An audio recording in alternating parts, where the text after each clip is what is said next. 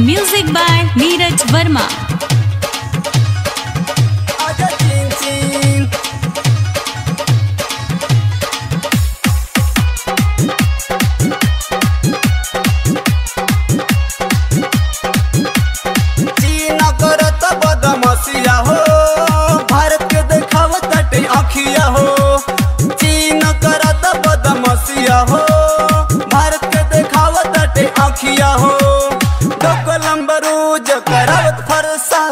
नीति नय रोज बिछावत विवाद मन नहीं लगे हमें होके बर्बाद। आजा चीन चीन बुझत नहीं के हो जाई खुद छिन बिन। आजा चीन चीन मन नहीं लगे हमें होके बर्बाद। आजा चीन चीन आजा चीन चीन आजा चीन चीन। 62 वाला पूछत बाटे भारत के डरपोक हो। अब की नहीं के जानत कितना सलमनाई शोक हो।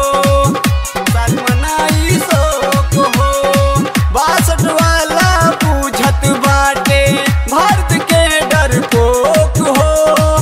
अब की नहीं के जानत कितना सलमनाई शोक हो।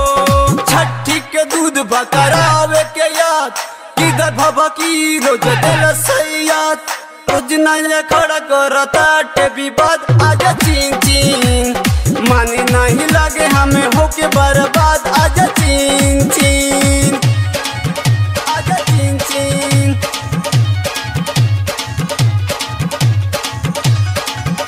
आजा चीन चीन।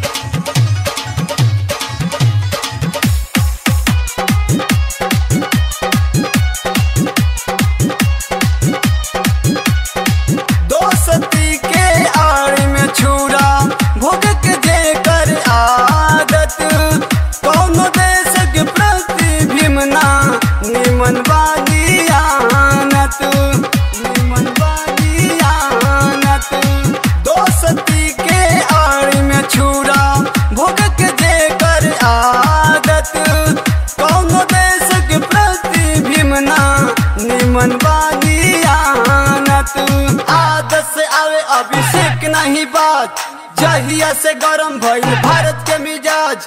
नाश के माने अपन पूरा साम्राज्य। आजा चीन चीन माने नहीं लगे हमें होके बर्बाद। आजा चीन चीन चीन करत बदमाशिया हो। भारत के देखावत आँखिया हो। चीन करत बदमाशिया हो। भारत के देखावत आँखिया हो। रोज करावत फरसाद नीति नया रोज बिछावत विवाद मन नहीं लगे हमें होके बर्बाद। आजा चीन चीन बुझत नहीं के हो जाई खुद छिन बिन। आजा चीन चीन माने नहीं लगे हमें होके बर्बाद।